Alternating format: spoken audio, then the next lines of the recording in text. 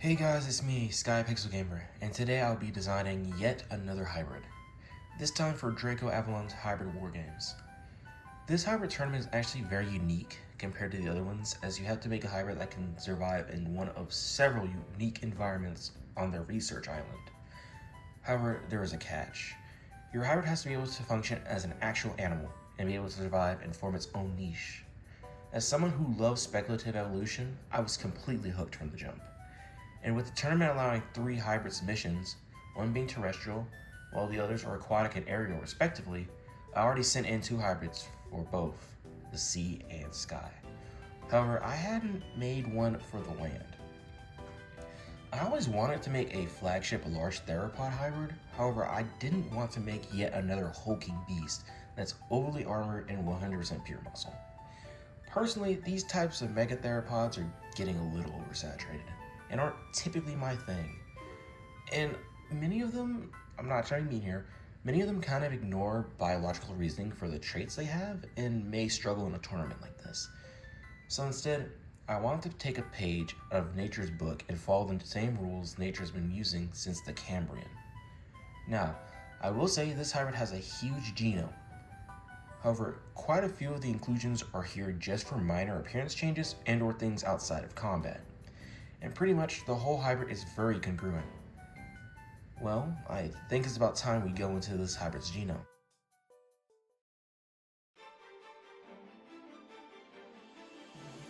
Balor Bonduck will be providing the base for a hybrid. You probably weren't expecting for my large theropod to actually be an avian dinosaur, aka a bird, but Balor has a lot of important traits for a base contributor and is very underutilized in the community. Like seriously, the only time I've seen it mentioned during any of these hybrid wars was in one video for the hybrid wars, and that's literally it. And that just makes me kind of sad. But anyways, Balor Bonduck is unique in that it actually has 4 toes. These 4 toes were rather short and wide, providing both weight-bearing and powerful grasping. Balor also possessed 2 sickle claws on each foot, which are retractable. When I refer to retractable here, think less of a cat and more like a dromaeosaur having its toe raised. The toes that held these sickle claws were not held above the ground constantly like a dromaeosaur, but actually helped in weight bearing and stability, which for a large carnivore is a good thing to have. Balor will also grant this hybrid with increased leg bone robustness, allowing for legs to withstand more force. Balor also provides wing, body, and tail feathers for a hybrid. These paired with the extra toe will allow the hybrid to make quick turns more easily. And lastly, it will give our hybrid a more flexible neck. While not as flexible as Balor's, as this is still a multi-ton predator we're talking about, it will have a better range of movement than most if not all theropods its size.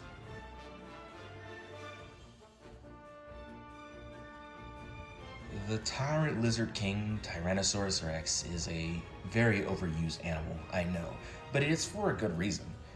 The T-Rex's vision, and especially its agility, which stems from its pelvis and center of gravity, is already unmatched amongst megatheropods. So with the traits from Balor and some later contributors, these traits will be even more exaggerated. The T-Rex's strong tail and neck muscles will bulk up our hybrid's pushing power, but the leg muscles will also add to its running speed. The T-Rex's head keratin and skull reinforcements help the hybrid keep a high bite force and protect its head from oncoming damage. Besides that, the T-Rex will also be adding size. Though our hybrid isn't as large as the Rex's maximum weight, as we want to not hinder our hybrid's speed and agility.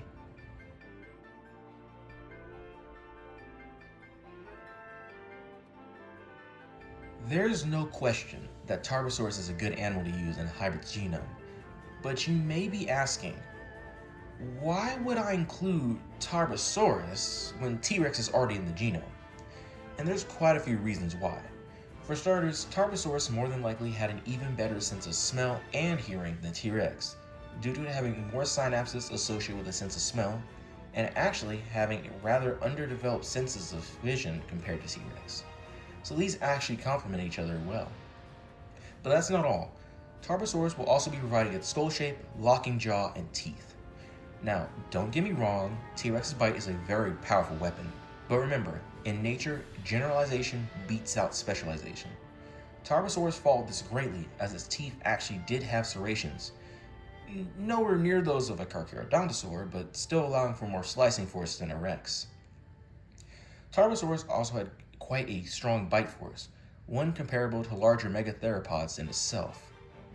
The jaw locking mechanism is just the cherry on top to this, as if our hybrid gets a bite on something, it's far less likely to let go, especially without getting a chunk of flesh first.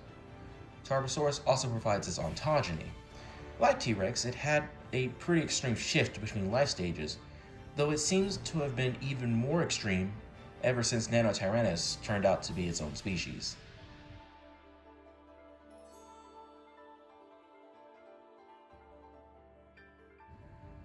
Spinosaurus has gotten a bad rep as of late.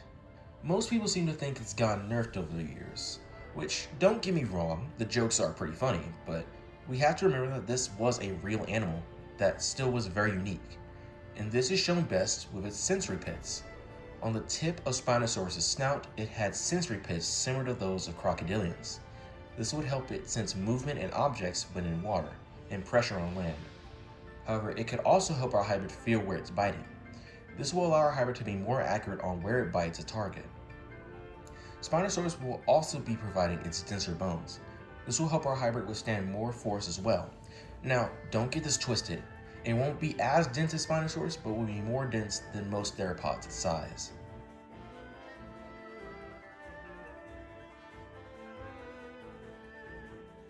Utahraptor is also an animal I'm surprised isn't used more, and I think I know why. Goji Center a while back had made a school for hybrid making, most of which are locked behind being a member. But in one public video, they mentioned that raptor toe claws don't work on large theropods, as that would require a toe to be off the ground. This makes complete sense. However, with Ballard Bonduck adding an additional toe, it allows for one toe to be up most of the time without impacting the animal's movement. Even though in our hybrid, the toe actually isn't up most of the time and is only lifted up when needed. But yes, on the first digit, the hallux in our hybrid's case, it will possess this enlarged toe claw. The enlarged toe claw will allow our hybrid to better hold onto a target and possibly even cut through flesh at this scale. Utahraptor will also be adding leg musculature. The legs being more muscular may make you think this hybrid will be slower than the average of the size. However, the way T-Rex ran actually rewards more muscles.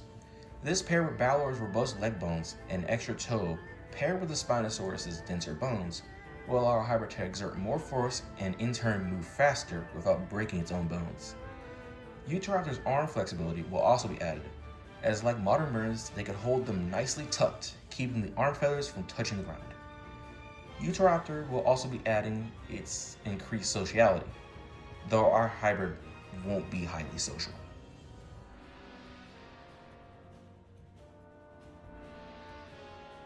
Allosaurus anax, the Lord of the Morrison, will be providing its finger shape and hand claws. These claws were perfect for grappling and cutting prey. Allosaurus anax will also grant this hybrid's head crest.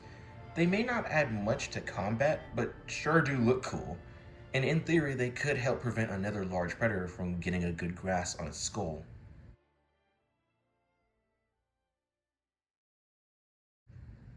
The Argentinian theropod Giganotosaurus will provide its tall neurospines. While not as exaggerated as Acrocanthosaurus, these were still quite tall and added vital muscle attachments. This is why Carcharodontosaurus could lift surprisingly heavy things with their heads alone.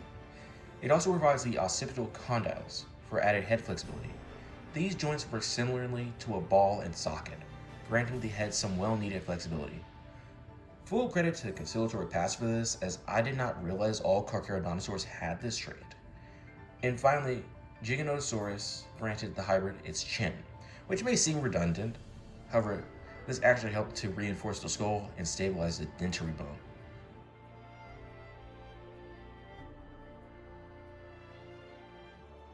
The common raven will provide its intelligence and mimicry. Ravens are some of the most intelligent birds, so of course I had to use it. These two traits are exceptionally powerful when combined with each other, for reasons that will be mentioned later on. The raven also provides its monogamy and nest building habits. Monogamy will allow our hybrid to become quite dangerous with their mate, especially due to another reason that will also be mentioned later. The nest is there to not limit our hybrid in what it can use in nest material. but also is there kind of just for the cool factor, as they have been known to use bones. The Raven's black mouth will also be added, though again it's just for the cool factor. The Raven is also providing the main vocalizations and his feathered beard, because why not?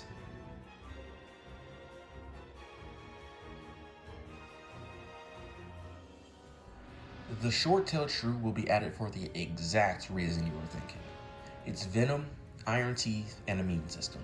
The iron teeth make the teeth more resistant to wear, keeping them sharp, and the immune system helps our hybrid fight off some nasty toxins. However, the star of the show is that venom. This paralytic venom relies on the shrew to sink in and get a good bite to actually work, which is why Tarbosaurus was such a good build to use here, as that was pretty much its whole thing.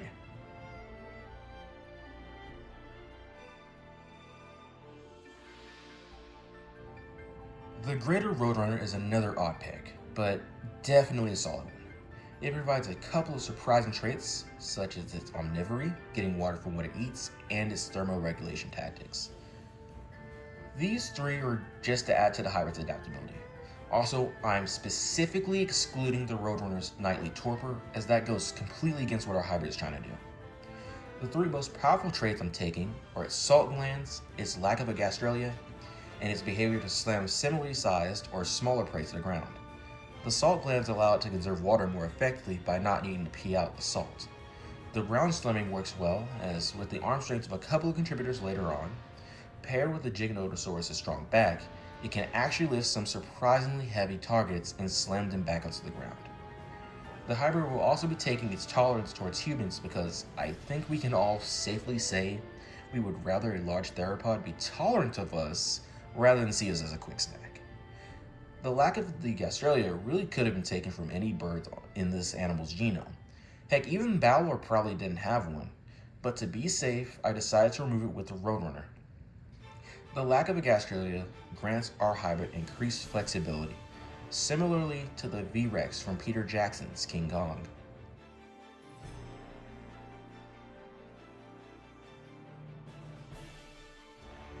The osprey is a surprisingly underused bird of prey. The traits it has are quite powerful in the right situations, such as its nictitating membrane, hydrodynamic waterproof feathers, and closable nostrils. These traits will allow the hybrid to comfortably dive underwater when needed. The osprey also has some surprisingly powerful combat-related traits as well, such as its sharp spiculables under its feet and backward-facing scales on the foot claws. These two traits allow its feet to better grip onto prey during a tussle.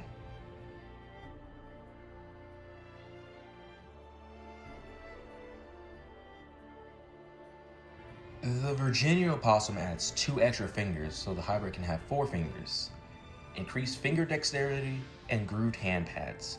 These will allow our hybrid to better grip onto a target with its hands, and the hand pads also help with feeling what it's holding onto. The opossum also contributes to the hybrid's immune system and its nocturnal nature.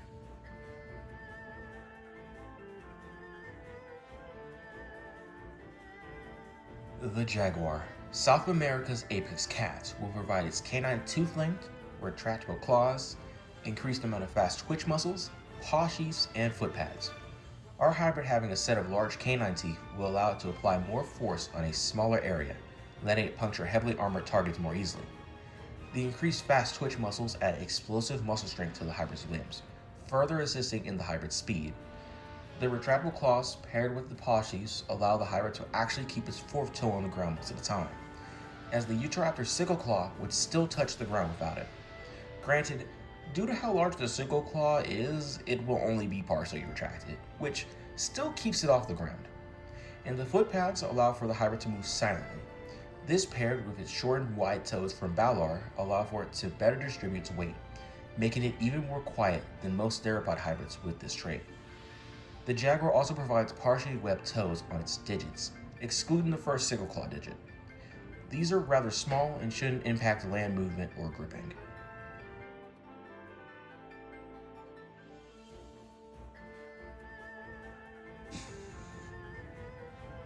The Wolverine, or as I like to call it, nature's middle finger, will be providing its thick elastic skin. While not the best armor, it still does the job very well and allows our hybrid to turn and face attackers, even when being pinned in a weird position. This is important as those Utah sickle claws and Allosaurus hand claws can gut a hybrid pretty easily.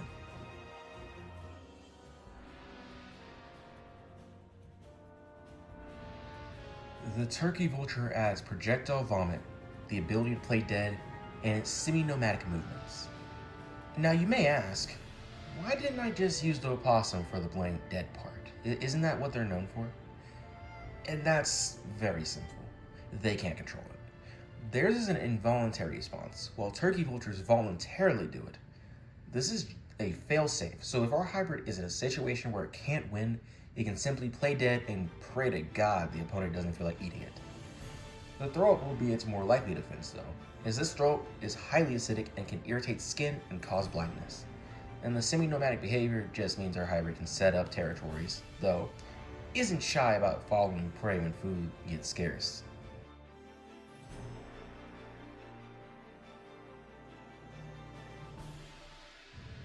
The bearded vulture adds the ability to swallow large things whole. Its powerful stomach acids, stomach mucus lining, and enzymes allow our hybrid to quickly digest whatever it eats, even bones. This vulture also adds the ability to make its sclera even redder when stressed, and it adds a beard. I thought these were cool, so I'm keeping these traits.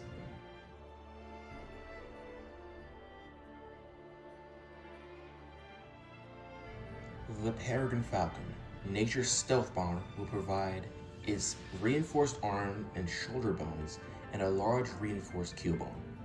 The reinforced arms and shoulders just allow the hybrid to exert more force with its arms without damaging them. I am using the falcon's powerful fast twitch muscles instead of the jaguar's, as it's simply more congruent with the bird base, and the keel allows for more muscle attachment points, further strengthening the arm. Now I hear you, what about the falcon's flicker fusion rate? I'll get to that, just not with this contributor.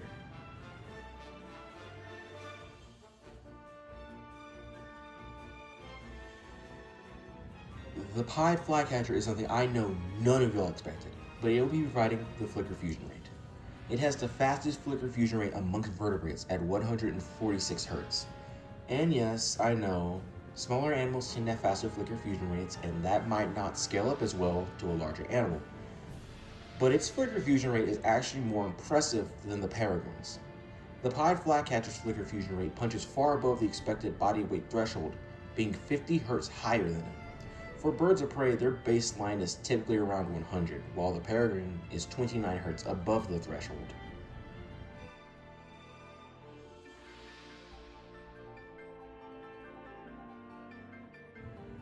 Maip will provide proportionally longer legs to increase the stride and in turn the hybrid speed and walking efficiency.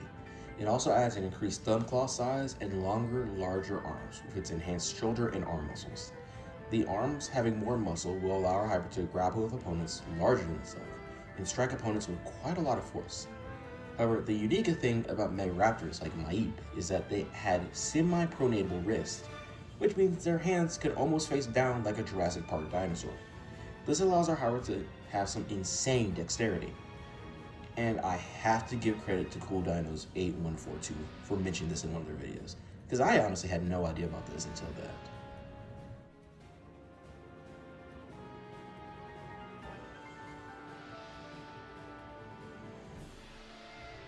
The Greater Nightjar adds its Tapetum lucidum. I chose these guys as their eye shine genuinely looks so cool. It's like a very bright crimson red, but yeah, it looks cool. Plus, it pairs well with the high blood vessel eyes of our next contributor, and the blood vessel control of the bearded vulture.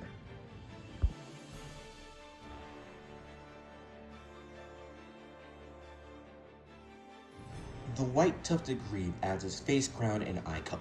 The face crown serves as a display feature like the crest, but the eye color is just to look cool. I mean, look at it and tell me it isn't cool.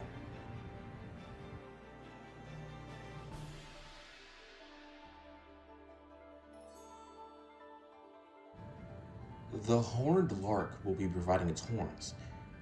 This is just another display feature and to signal dominance.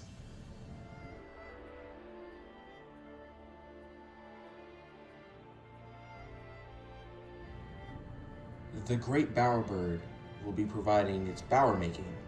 Yes, this is another contributor purely added for display in the form of bower making, which are these intricate hut-like structures males make for the females. These guys actually are known to use bones in their bowers, so yeah, it seemed like a fitting pick.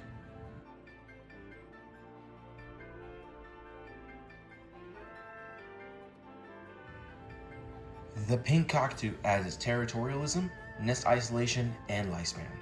This territorialism and nest isolation, where they nest far away from other nests of their species, will ensure the hybrid's offspring are safe from others of its kind, and overall reduces intraspecific combat due to their isolation. And without a further ado, let's introduce our hybrid and its ecology.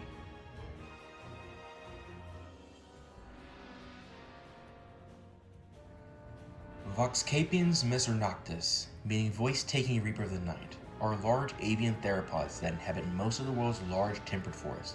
Both males and females can reach similar sizes at 9.4 tons in weight, 15 feet in height, and with a length of 46 feet.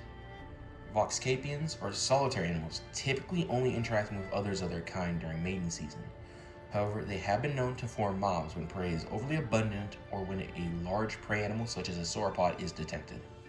These 9-ton predators are nocturnal and do most of their hunting during dusk through dawn. Voxcapians are very proficient ambush predators that rely on cover to hide their presence. They have also been known to mimic the sounds of animals to lure them into a vulnerable position. Due to having 4 toes on the ground and their padded feet, they are virtually silent even when moving. Once they're in range of a target, they launch out at a staggering 19 miles per hour and try to bite the skull or neck. From here, they will simply hold this position with the help of their powerful arms and wait for the prey to suffocate, have their neck or skull crushed, or let its paralytic venom take its effect. If the ambush fails, they can still successfully bring down large prey due to a few key assets, such as Voxcapians lack a gastralia, having rudder-like arm and tail feathers, and having a highly modified pelvis. Due to these traits, they are insanely agile for their size. They are also very stable due to their 4th toe. This allows them to quickly circle and outflank an opponent. They also possess large powerful arms and large hand claws, which they use to both bludgeon and skewer prey with immense force. If not immediately fatal, it will more than likely stun an opponent long enough for the Voxcapians to get a bite on a vital area. If they can't secure a bite, they will simply try and grapple an opponent from an angle they can't defend themselves from. Here, it will wrestle them to the ground and perform raptor prey restraint, or RPR. This is where the Voxcapians pins the target with its powerful feet and arms and simply eats it alive. From their hands having 4 dexterous digits, their foot pads having sharp spicules on them, and their claws having backward-facing tails, makes their grasp hard to get out of. If a prey item is small enough, it can simply slam it into the ground repeatedly until it stops biting. Voxcapians' bites are not as strong as some other megatheropods at around 35,000 newtons. However, with their enlarged canines, semi-serrated teeth, and robust skulls, they can both pierce armor and cut through flesh efficiently. This is further helped by their sensory pits on the snout, allowing it to feel where a softer spot is on a target with just its mouth. Voxcapians may not be as heavily armored as some other large theropod hybrids. However, their quick reaction times and loose skin make getting a good hold on one nearly impossible. They can also puff up their feathers and mimic sounds of larger animals to scare off a threat. If the opponent is unfazed, they can also shoot out a strong acidic vomit that can blind aggressors. If all these fail, they have been known to play dead. Though this may seem like a gamble, it can definitely help it survive encounters the Voxcapians would have died in. While primarily living in more temperate regions, Voxcapians are very adaptable, allowing them to live in most other climates. They are also adept swimmers, being able to swim to 11 miles per hour and hold their breath for 5 minutes. They have been known to sneak up on prey from the water and even catch unsuspecting aquatic prey. While their diet mostly consists of meat, around 10% of it is fruits and other plant matter. Voxcapians do well in environments with inclines, as they can perform wing-assisted running to propel themselves up inclines faster than most animals their size. During mating season, males, also known as dukes or counts, will build elaborate wooden bowers for females, also known as moroicas. These bowers can reach up to 18 feet tall and commonly are adorned with bones and other pale decorations. Males also perform personalized mating dances that can last for up to an hour. Moroicas are picky and only choose dukes with the best bowers and mating dances that fit their own personal preference. Once a Moroica has chosen a duke, they will be mated for life. The pair will form a huge territory, which they commonly survey for rivals. When a nest is formed, they become fiercely territorial. Once eggs are laid, and will chase out rivals. During territorial disputes, Voxcapians actually aren't very physical. They tend to size each other up first. However, when they do become physical, they avoid using their arm claws and stick to face biting and trying to pin an opponent until one leaves or possibly even dies. Voxcapians make large ground nests that can be adorned with objects the pair find interesting. The Moroica will then lay up to 15 eggs. After a couple of months, these will hatch into fully independent fledglings. Fledglings have a darker colored face than their parents and are a lot lankier. They also sound very similar to ravens when calling. Due to their lighter frame, they are actually volant, being capable of flying at 25 miles per hour. However, they are not the most graceful of flyers, being more akin to a domestic chicken and relying on short glides or jumps. While quick on the ground, fledglings are not the best at capturing prey like this. Instead, they tend to hunt by dropping down on prey from a high vantage point, such as a tree. While this is where they are the most vulnerable in their lives, this is actually one of the most important stages in their lives as well, as it helps to strengthen their arms, and due to having the gift of flight, they can be more risky in how they behave, which lets them learn quickly. While fully capable of running and jumping from the egg, they stick near their parents for food and protection. This life stage typically ends at around year 4, where they weigh 160 pounds. At this point, their flight is pretty much just a glide and they transition to ground hunting. At around year 5, they become juveniles. This is where they become the fastest and most agile they have ever been. Juveniles can reach a top speed of 34 miles per hour and use this speed to great effect. Smaller juveniles can still jump and climb trees when needed. These are lost once they become bigger. Juveniles are still inexperienced and naive, however, they are still quite capable and are known to chase down and quarter prey or smaller predators in small bands. Juveniles still stay by their parents, however, as their more gracile builds leave them vulnerable to larger predators. This life stage ends at around year 10, where they hit the 2-ton mark. From here on, they rapidly gain weight and muscle and enter their subadult stage. Subadults have the large, powerful frame of their adult counterparts, but aren't quite as big. This is when their parents will actively kick them out of their territory. Some subadults may travel in small bands consisting of unrelated or related animals. However, most tend to do it alone. At this stage, this is typically when a Voxcapian starts to have a favorite prey item and finds out what it can and can't hunt. Subadults tend to be a lot more nomadic than their adult counterparts and avoid trying to breed, and their smaller size means they get bullied by older, more experienced adults often. During the subadult stage, males will begin to grow red feathers around their white chest feathers. Finally, at around 20 years old, and at 7 tons, they are officially an adults. At this point, they have survived the hardest part of their life and have grown from it both mentally and physically. They begin to form a territory and make a bower, which they will work on even after having found a mate. Voxcapians have very long lives, being able to live for 80 plus years. This means lone or paired Voxcapians can be very experienced and have their own personalized methods to doing things. Crows and ravens tend to follow adult Voxcapians around, as their kills are large enough for both to share. During these interactions, fledgling Voxcapians have been known to play and even attempt some form of communication with the birds.